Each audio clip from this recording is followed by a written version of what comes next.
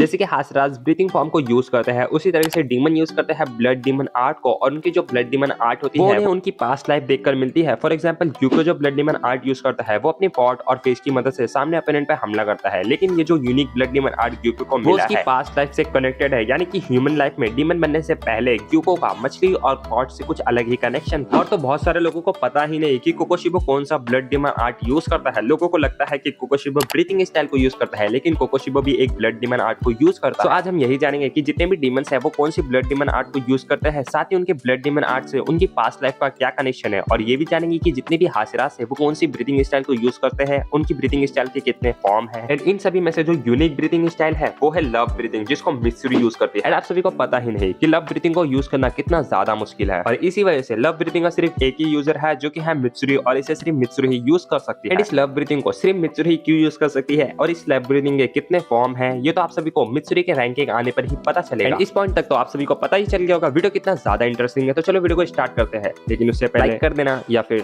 बाद में भी कर सकते हो। तो सबसे पहले स्टार्ट करते हैं डीमन स्लेयर के most powerful character twins brother Yoriichi and Kokushibo से। First of all facts about Yoriichi. Yoriichi एक ऐसा बंदा है जो कि ब्रीथिंग फॉर्म को इन्वेंट किया था। इससे पहले सभी हासरास बस अपने स्वॉर्ड्स और स्टैंड से ही फाइट करा करते थे। सो यूरिची जो ब्रीथिंग स्टाइल को यूज करता है वो पूरे डीमन स्लेयर्स की सबसे पावरफुल ब्रीथिंग स्टाइल है, विच इज सन ब्रीथिंग, जिसके 13 फॉर्म है। अब हम बात कर लेते हैं कोकोशिबो की, जो कि अपर मून 1 डीमन है, जो कि यूज करता है blood demon technique blood moon को। एंड इसका जो blood demon art blood moon है ये इसकी स्वॉर्ड यानी कि इसकी ब्रीथिंग फॉर्म के साथ निकलता है, साथ ही अपनी बॉडी से भी ब्लड मून को निकाल सकता है, जो कि किसी भी सामने आने वाली चीज को 2 टुकड़ों में कर सकता है, इसलिए तो इसे अपर मून 1 का रैंक मिला है। इसी के साथ कोकोशिबो ब्रीथिंग फॉर्म में भी नंबर 2 पर आता है, क्योंकि इसकी जो मून ब्रीथिंग है वो सन ब्रीथिंग के बाद सबसे पावरफुल ब्रीथिंग स्टाइल है। एंड कोकोशिबो इस ब्रीथिंग स्टाइल को ऑलमोस्ट 400 साल से यूज करता है, जिस वजह से उसने इस ब्रीथिंग स्टाइल के टोटल 16 फॉर्म को इन्वेंट किया है, जो कि सिर्फ कोकोशिबो ही यूज कर सकता है। एंड अगेन सन ब्रीथिंग के बाद ये सबसे पावरफुल ब्रीथिंग स्टाइल है। इसके बाद हम बात कर लेते हैं डीमन अपर मून 2 डोमा की, जो कि कोकोशिबो को डिफीट करने तक की हिम्मत रखता है। एंड मैं ये कुछ हवे में नहीं बोल रहा, तो जो डोमा ब्लड डीमन आर्ट को यूज करता है विच इज आइस मैनिपुलेशन, जिसे वो आइस को मैनिपुलेट कर सकता है। एंड अगर मैं इसका ब्लड डीमन आर्ट को ज्यादा एक्सप्लेन करूंगा तो ये नॉन मांगा रीडर्स के लिए स्पॉइलर हो जाएगा, लेकिन फिर भी एक छोटी सी चीज एक्सप्लेन कर दूं तो ये अपने ब्लड डीमन आर्ट से मीको डॉल को बना सकता है, जो कि इतनी ही स्ट्रांग होती है जितना डोमा, यानी कि डोमा जो अटैक यूज कर सकता है वो सभी अटैक मीको डॉल यूज कर सकती है, उतने ही कंसिस्टेंट लेवल पे और उतने ही पावरफुल अटैक के साथ जितने ही पावरफुल से डोमा यूज कर सकता है। जिसके बाद जो थर्ड नंबर पे सबसे पावरफुल ब्रीथिंग स्टाइल आती है विच इज फ्लेम ब्रीथिंग या फिर कह लो फायर ब्रीथिंग। फ्लेम ब्रीथिंग जो कि रैंगोकू यूज करता है, और हमें मुगेन ट्रेन के टाइम पे अकाजा के साथ इसका फाइट देखने को मिला था, जिसमें हमें इसके फ्लेम ब्रीथिंग के काफी सारे फॉर्म्स को देखने को मिला था। एंड इसकी फ्लेम ब्रीथिंग इतनी ज्यादा पावरफुल है कि इसने ऑलमोस्ट अपर मून 3 अकाजा को मार ही दिया था। वैसे तो फ्लेम ब्रीथिंग के 8 ही फॉर्म है, लेकिन रैंगोकू इसे यूज करते हुए अपना एक और फॉर्म इन्वेंट करता है, जो कि है फ्लेम ब्रीथिंग का 9th फॉर्म, जो कि सच में बाकी 8 फॉर्म से काफी ज्यादा पावरफुल था, और इसे अकाजा के टाइम पे उसने यूज किया था। अब हम पहुंचते हैं ब्लड डीमन आर्ट पे, और जिधर पे हम बात करेंगे अपर मून 3 अकाजा की ब्लड डीमन आर्ट को। तो जिस ब्लड डीमन आर्ट को अकाजा यूज करता है उसका नाम है डिस्ट्रक्टिव डेथ। अकाजा अपने ब्लड डीमन आर्ट में ज्यादातर मार्शल आर्ट का ही यूज करता है। अकाजा इतना ज्यादा पावरफुल है कि वो हमें में पंच मारकर शॉक वेव तक तैयार कर सकता है, जिससे जो एयर का प्रेशर होता है वो किसी गोली या तोप की तरह अपोनेंट पे पड़ता है। एंड इसकी ब्लड डीमन आर्ट का जो सबसे पावरफुल ब्लड डीमन है वो है कंपास नीडल, जिसको अकाजा कुछ इस तरीके से क्रिएट करता है, और उसमें 1 से 12 तक नंबर्स होते हैं। एंड इस अटैक को यूज करके अकाजा अपने सामने वाले अपोनेंट की फाइटिंग स्पिरिट को समझ सकता है, या फिर कह लो सेंस कर सकता है, यानी कि वो ये समझ जाता है कि उसका जो अपोनेंट है वो उसे किस जगह से अटैक करने वाला है। एंड अकाजा को ये ब्लड डीमन आर्ट इसलिए मिला है क्योंकि वो उसकी ह्यूमन लाइफ में मार्शल आर्ट स्टूडेंट था। एंड अब जो नंबर 4 पे ब्रीथिंग फॉर्म आती है वो यूज करता है Gyomei, which is stone breathing. And बाकी सभी हासिरास अपनी ब्रीथिंग फॉर्म को यूज करने के लिए शॉर्ट का यूज करते हैं, लेकिन ग्योमी अपनी स्वॉर्ड का यूज नहीं करता है, वो यूज करता है एस और कुछ इस तरीके के वेपन्स का। ग्योमी वैसे ही फिजिकल कितना ज्यादा पावरफुल है, साथ ही उसकी ब्रीथिंग फॉर्म्स बहुत ज्यादा पावरफुल है। वो एकदम मॉन्स्टर की तरह है, और वो एक ऐसा लौता बंदा है जो कि सिर्फ स्टोन ब्रीथिंग को यूज कर सकता है। एंड स्टोन ब्रीथिंग के आई गेस टोटल 5 से 7 फॉर्म है। और अब हम बात कर लेते हैं अपर मून 4 डीमन,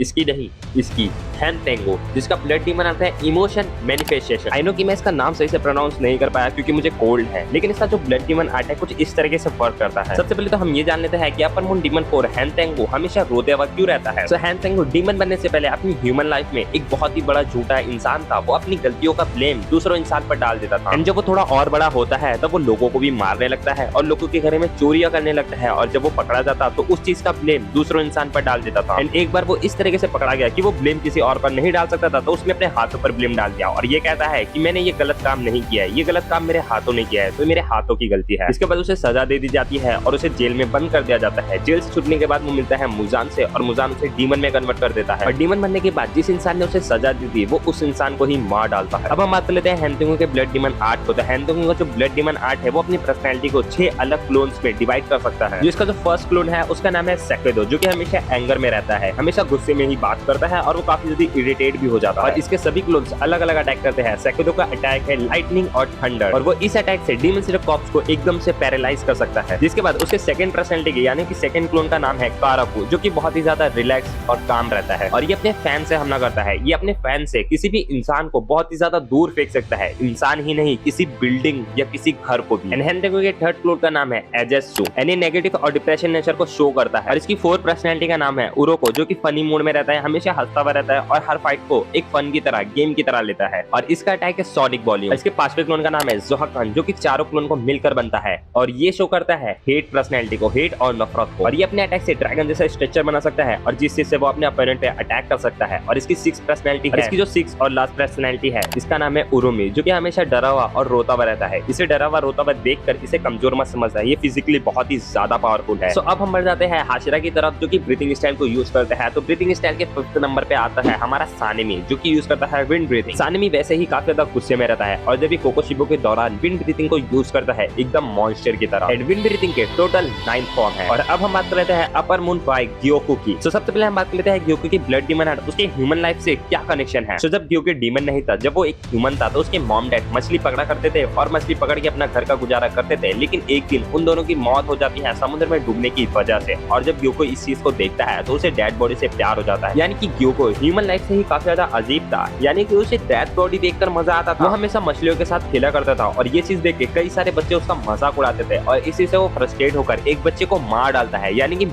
इतना मारता है कि वो मार डालता है और मार डालने के बाद उसे जार में भर देता है। और ये चीज जब ग्योकू के गांव वालों को पता चलती है वो इस चीज से काफी ज्यादा गुस्सा होते हैं और ग्योकू को मार डालते हैं। यानी कि वहीं पर पड़ी हुई फिशी रॉड को ग्योकू की बॉडी में घुसा देते हैं। एंड जब ग्योकू मरने ही वाला था वहां पर पहुंच जाता है मुजान और ग्योकू को डीमन बनने का ऑफर देता है, जिसके बाद ग्योकू बन जाता है upper moon by Gyokko. By the way जब ग्योकू ह्यूमन था तो उसका नाम था मानवी। अब हम बात करते हैं ग्योकू की ब्लड डीमन आर्ट को। सो ग्योकू हमेशा पॉट में ही रहता है और इसका ब्लड डीमन आर्ट कुछ इस तरीके से है, अगर कोई इसके ऊपर हमला करता है तो ये एक पॉट से दूसरे पॉट पर टेलीपोर्ट हो सकता है, फिर चाहे वो पॉट कहीं पर भी रखा हो और चाहे किसका भी हो। और ये अपने पॉट में जितने चाहे उतने इंसान को भर सकता है। ये मछलियों की मदद से हमला करता है और इसके कई सारे यूनिक ब्लड डीमन आर्ट हैं जो कि हमने मीचरे के साथ फाइट करते हुए देखा है, तो आप सभी को पता ही होगा। मैं ज्यादा एक्सप्लेन करूंगा तो वीडियो काफी ज्यादा बड़ी हो जाएगी, तो हम लोग उस चीज को बारे में जानते हैं जो आप सभी को नहीं पता है। एंड अब हम बात कर लेते हैं सबसे पावरफुल ब्रीथिंग। 6 ब्रीथिंग के नंबर पर जो आती है वो है थंडर ब्रीथिंग, जिसको जेनेसु यूज करता है। हाँ, थंडर ब्रीथिंग ज्यादा पावरफुल है बाकी सभी ब्रीथिंग से, तभी तो इसने 6 नंबर रैंक को होल्ड किया है। थंडर ब्रीथिंग जेनेसु यूज करता है और इसका फर्स्ट अटैक ही जेनेसु यूज कर सकता है, जो कि है थंडर क्लैप फ्लैश को। भले ही जेनेसु इसका फर्स्ट फॉर्म ही यूज कर सकता है, लेकिन इसका फर्स्ट फॉर्म ही अपर मून डीमन को मारने के लिए काफी है। वैसे तो थंडर ब्रीथिंग के 6 फॉर्म है, जिसमें से सिर्फ जेनेसु एक ही फॉर्म को यूज कर सकता है और हमें अभी तक सिर्फ एक ही फॉर्म दिखाया गया है, लेकिन आगे जाके इसके 5 फॉर्म हमें काइगाकू यूज करते हुए दिखाया जाएगा। एंड वो 5th फॉर्म भी बहुत ही ज्यादा पावरफुल है। वैसे थंडर ब्रीथिंग का 6 फॉर्म है, लेकिन 7th फॉर्म भी इन्वेंट किया है जेनेसु ने खुद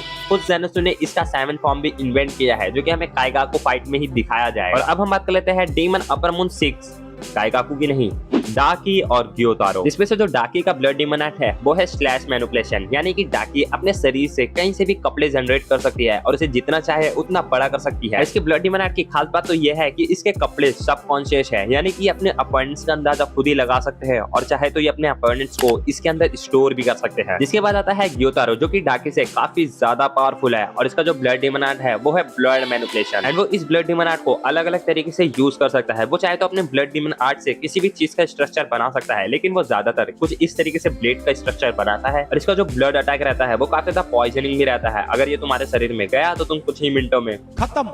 सो बस गाइस, आज के लिए इतना ही। मैं इस वीडियो में पूरी चीज को कवर नहीं कर सकता हूँ क्योंकि पहले ही मुझे बहुत ज्यादा कोल्ड है, इसलिए मैं इस वीडियो में पूरी चीज को तो कवर नहीं कर सकता हूँ, लेकिन इसका मैं सेकंड पार्ट जरूर लेके आऊंगा जिसमें मैं बहुत सारी चीजों को और भी कवर करूंगा और बहुत सारी ब्रीथिंग स्टाइल भी बाकी है, बहुत सारी ब्लड डीमन आर्ट भी बाकी है जिसको मैं बहुत ही यूनिक वे में एक्सप्लेन करूंगा। लेकिन उससे पहले मुझे ये तो पता चलना चाहिए कि मैं कुछ यूनिक वे ट्राई कर रहा हूँ, तो क्या आप लोगों को वो चीज पसंद आ रही है? अगर आप सभी को ये चीज पसंद आ रही है तो मुझे कमेंट करके जरूर बताना, साथ ही इस वीडियो में प्यार भी जरूर दिखाना। तो बस गाइस, मिलते हैं नेक्स्ट वीडियो में, तब तक के लिए सब्सक्राइब कर देना। Till then take care, bye bye.